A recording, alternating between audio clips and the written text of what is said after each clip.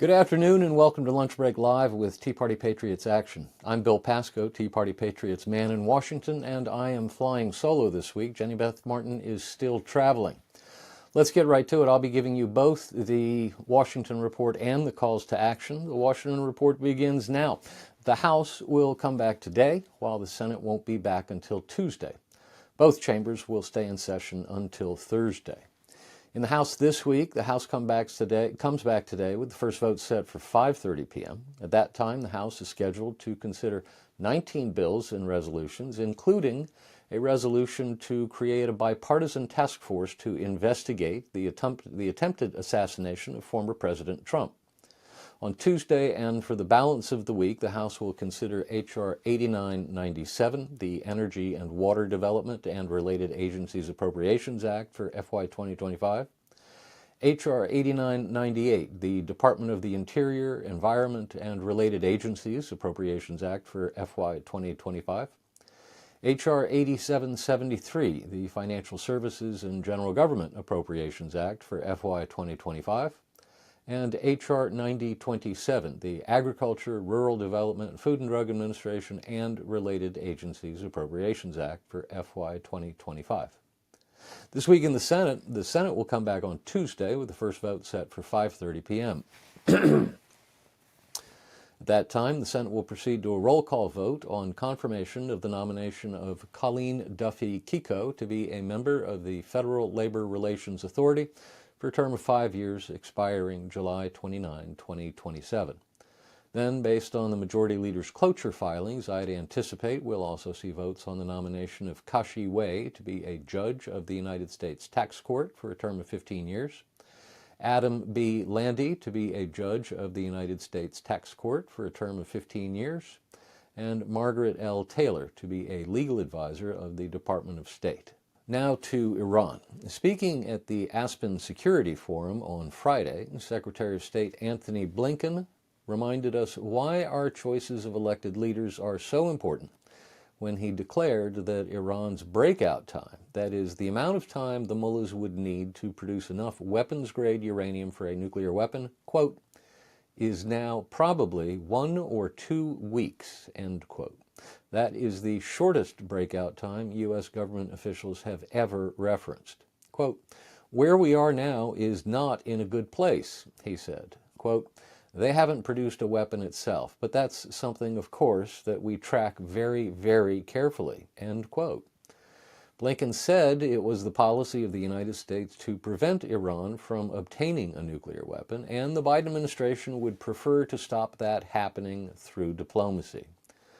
Of course, any sane person would prefer to do that through diplomacy. The question is, what would the Biden administration be willing to do if diplomacy were to fail and U.S. or other Western intelligence agencies were to conclude that Iran was a day or two away from having a nuclear weapon in its possession rather than a week or two?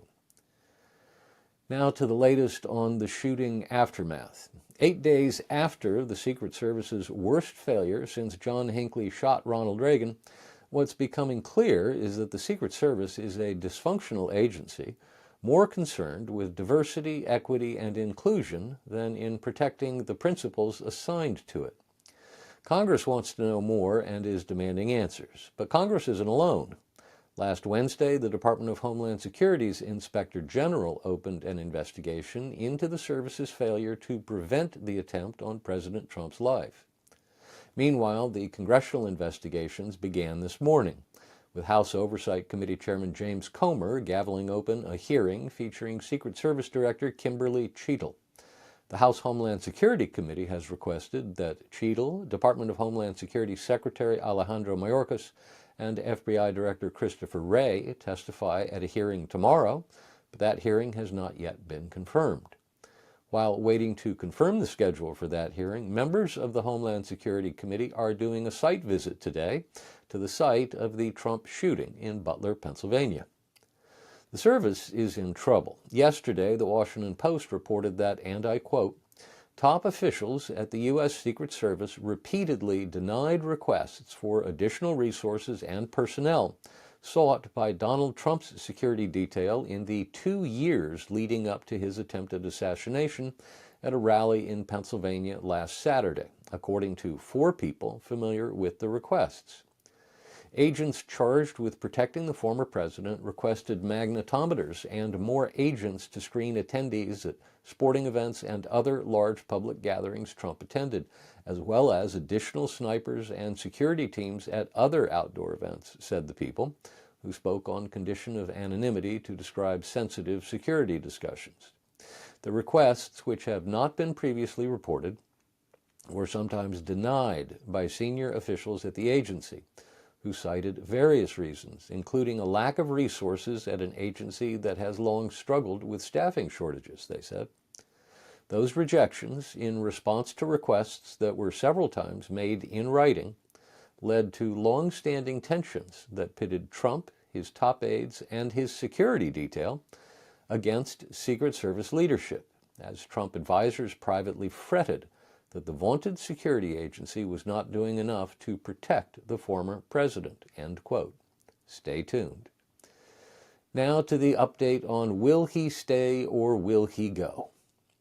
At 1:46 p.m. on Sunday afternoon, that is deliberately timed so that the minute hand on the clock would strike the number that corresponds with Joe Biden's standing in the list of presidents, Biden bowed to the inevitable and released a statement on X declaring his withdrawal from the contest for president.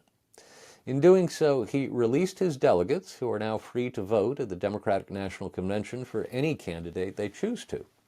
Simultaneously, he demonstrated to the world that he feels so betrayed by his own people that he didn't even know at the end whom he could trust to maintain the necessary confidence of putting a statement through the regular White House communications process. Hence the choice to post it to X. Friends, we are now in uncharted waters. Never in the history of our republic has an incumbent president running for re-election waited this late to withdraw from the contest. Incumbent presidents with the opportunity to run for re-election, that is, incumbent presidents who have only served one term or the majority of one term after the ratification of the 22nd Amendment to the Constitution in 1951, have all done so, with the exception of one. Eisenhower, Nixon, Carter, Reagan, Bush, Clinton, Bush, Obama, Trump. Only Lyndon Baines Johnson chose not to run for re-election in 1968, and he withdrew from that contest in March of the election year, long before the nomination had been decided. In fact, long before significant contenders had even entered the contest for the Democratic Party nomination. So, no incumbent president running for re-election has ever before become his party's presumptive nominee and then withdrawn. So, what happens now? Well, for starters, about 4,500 Democratic delegates will gather in Chicago beginning 4 weeks from today to formally nominate their ticket. Those delegates are now unbound, free to vote for whomever they like. About 700 of them are so-called superdelegates, the party leaders, party officials, elected officials, and the like, who earn their position not by attaching themselves to one candidate or another, but by virtue of their service to the party. They are the party elite, and they are there to represent the party's interests rather than the interests of a given candidate or a given campaign. They will not have a vote on the first ballot. The first question we have to answer is, now that Biden's out, who's in?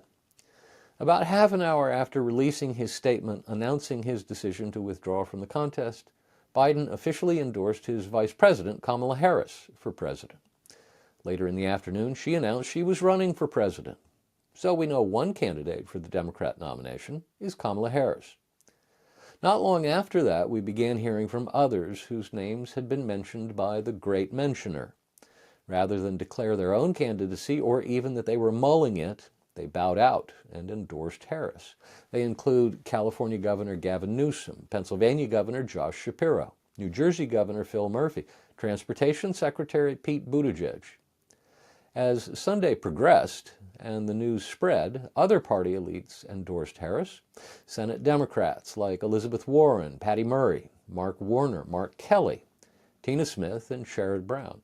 House Democrats, including Pramila Jayapal, Jared Huffman, Cori Bush, Alexandria Ocasio-Cortez, Ilhan Omar, and James Clyburn endorsed Harris too. And Bill and Hillary Clinton endorsed her.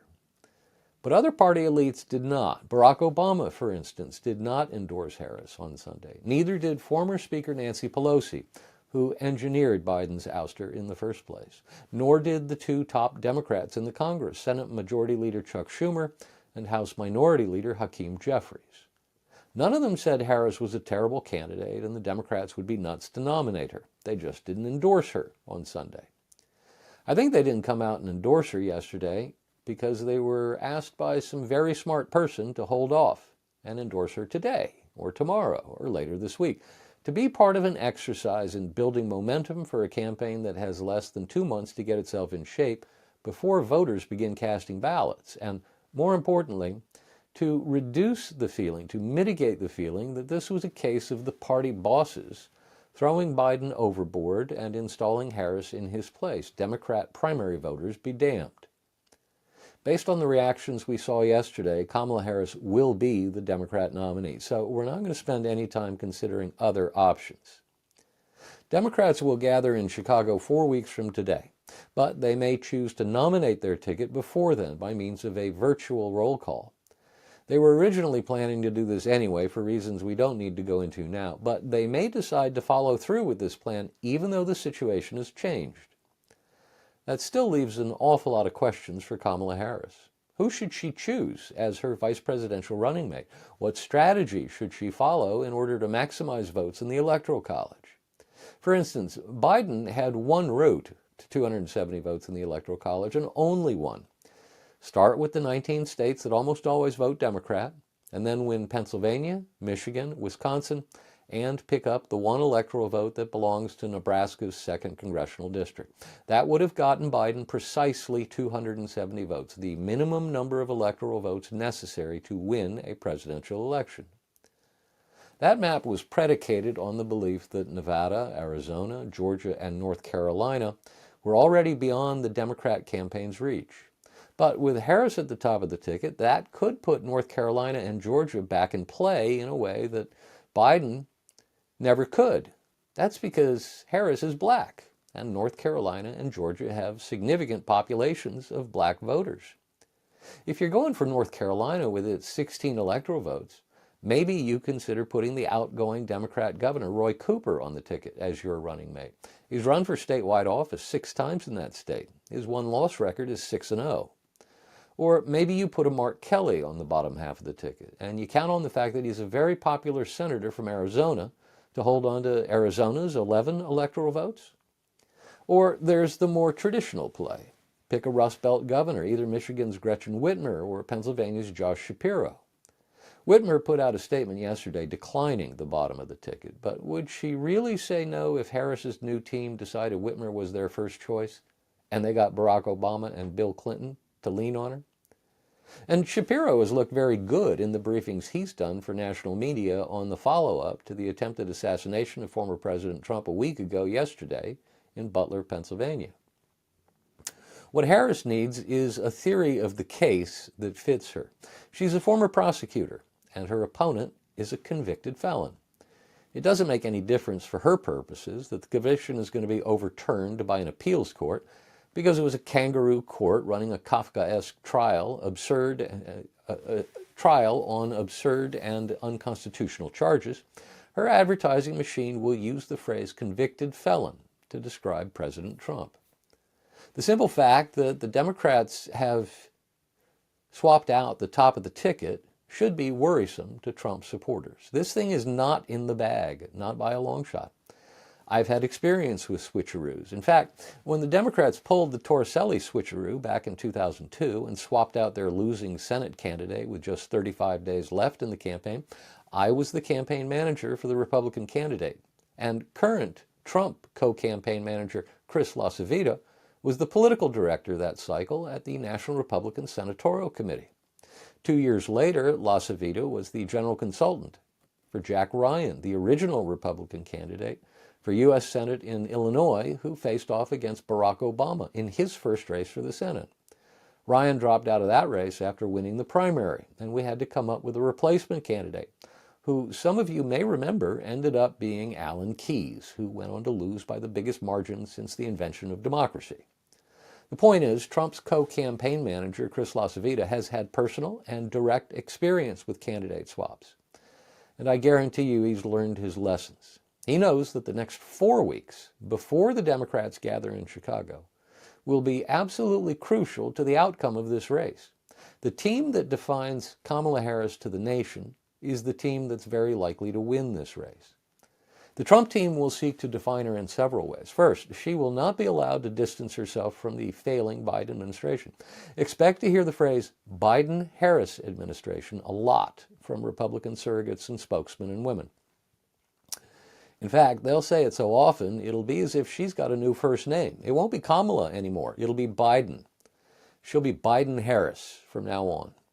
She was and is an integral part of that administration, present at the creation of the worst inflation in 40 years and the worst illegal immigration crisis in our nation's history.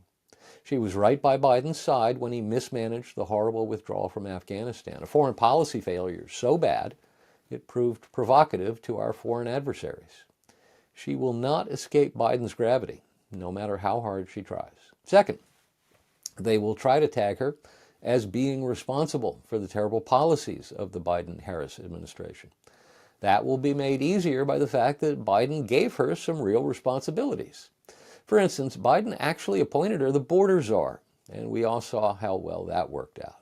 Expect to see a lot made of that particular position. Stay tuned. Now to The Jenny Beth Show. Episode 76 of The Jenny Beth Show dropped last Wednesday in the middle of the Republican National Convention. The episode features Jenny Beth's conversation with Josh McCoon, chairman of the Georgia Republican Party. Josh reflects on the lessons learned from the 2020 election, highlighting improvements in election integrity and absentee ballot security under Senate Bill 202, and shares his strategies for winning the crucial battleground state in 2024. It's a very interesting discussion and highly recommended. And that's our Washington Report for this week.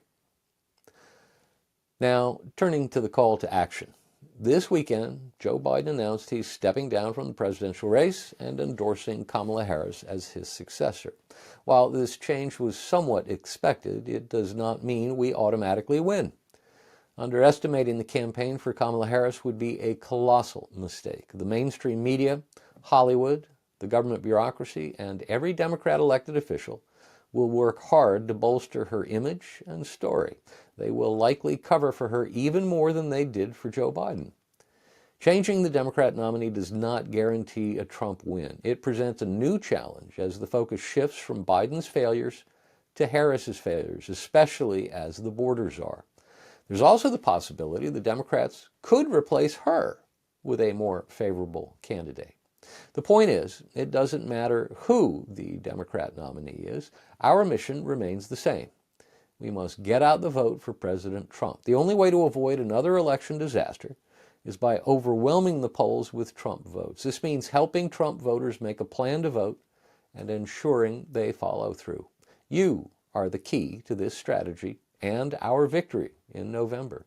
Sign up today at www.marchtovictory.com to get involved and help us beat whoever the undemocratic Democrats decide to run for president.